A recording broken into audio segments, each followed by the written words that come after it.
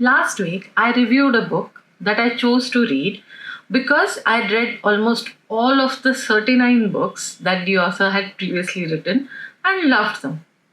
This week, I've chosen a novel by an author who has never written fiction before and has only one non fiction memoir to his name.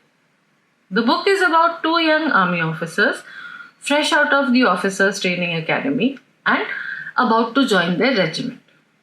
At the dinner party in the officers' mess welcoming them, a senior officer's wife is mysteriously assaulted, and one of these young officers is accused of being the perpetrator. The mystery gradually unfolds as the book progresses. I grabbed the book for two reasons. One, the setting is Indian. There is the National Defense Academy, Pune, and IMA, Dehradun, and Delhi, and the Sikh Regiment, and so on. Two, the author may be a first time writer of fiction, but when it comes to the armed forces, he knows what he's talking about. The book is The Cantonment Conspiracy, written by former Army Chief of Staff General Manoj Naravne. Exciting, isn't it? Let's switch on the reading lamp.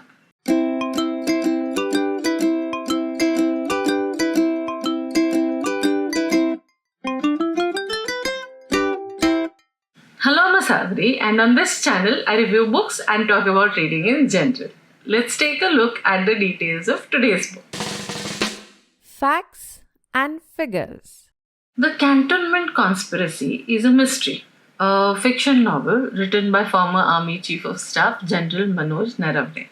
It was published 3 months ago in March 2025 by Penguin eBerry Press. The book is a short read, 230 pages long.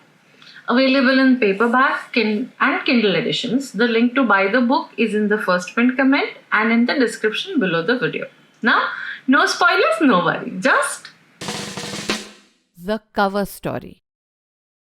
Lieutenant Rohit Verma and Lieutenant Renuka Khatri are both army officers, fresh out of the National Defense Academy, Pune.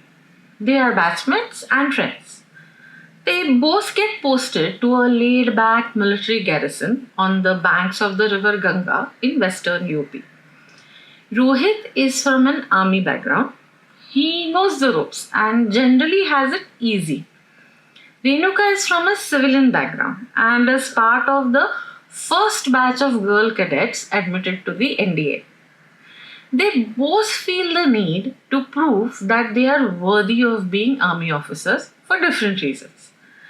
During a welcome party at the officers' mess, one of the ladies is assaulted, and the needle of suspicion points to Rohit.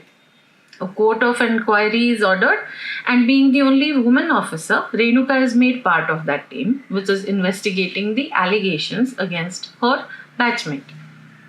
The fear and uncertainty gripping the garrison is heightened when one of the witnesses, who is about to depose before the court, is found murdered. The commandant, who was initially skeptical, throws his weight behind the investigation, and slowly details begin to emerge that reveal strange similarities to events in the past. With the help of Rehmat, a local village girl, Rohit and Renuka must race against time to catch the killer before he strikes again. Hooked? Let me tell you why I think it would be a good idea to pick up this book today itself. Speaking my mind. I love reading thrillers in general, and the subcategory of spy or military thrillers even more. And like it or not, majority of our reading in this genre comes from Western authors. If I asked you to name a few fictional military protagonists and their creators, the first names that would pop up would probably be Jack Reacher and Lee Child, Jack Ryan and Tom Clancy, and so on. So when I saw this book, I picked it up without thinking too much about it. An Indian military thriller? Oh yes! I'm repeating myself and will probably do so later too, but the author is the former Chief of Army Staff. Right from the layout of the garrison to the details of the different uniforms, the kind of language that the soldiers are shown to use, the daily routine of trainee officers, the responsibilities of the commandant, the rules, regulations, everything is perfectly presented. The author's credentials as an expert on all things armed forces are impeccable. You feel reassured that all of those details must be accurate. It is exciting to think that you're getting a peek into life in an Indian military garrison. This is the biggest novelty. As someone who lives in Pune, reading the references to the NDA in a fictional mystery novel was quite the novelty for me. If you have any kind of an army background, I'm sure you'll enjoy reading about familiar things. And if you don't have that kind of a background, then like me, you'll find it just as enjoyable to get a guided tour from someone who has first hand experience of that world. So, the first reason for reading this book is, of course, the author himself. He's one of the most senior and highly decorated officers, and I'm thrilled that he chose to venture into writing fiction after retirement. I hope we get to read much more from him. Secondly, it's a well written book. The author skillfully weaves all his know how into the story to build up the background, the atmosphere, and lead us to the drama of the actual mystery. It's not a military thriller in the traditional sense, as in spycraft or warfare. It's a mystery set in a military garrison, and the characters are army officers and staff. I wouldn't call the writing racy. It's a slow, atmospheric kind of a thriller. The plot is uncomplicated, but it's interesting. It keeps you guessing for quite some time. My only gripe is that the last few pages seem a bit hurried and anticlimactic. They could have done with a bit more enthusiasm and excitement. Nevertheless, as a whole, the book is entertaining, and I'm all for original writing by exciting and new Indian authors. I also learned a new word from this book, which I will share with you.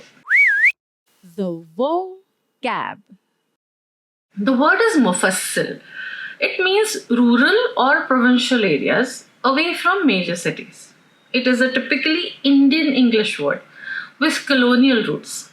In the historical context, it was originally used to denote the regions of India outside the three East India Company capitals of Bombay, Calcutta, and Madras, and later evolved to mean parts of a country outside an urban center, that is, rural areas or the countryside.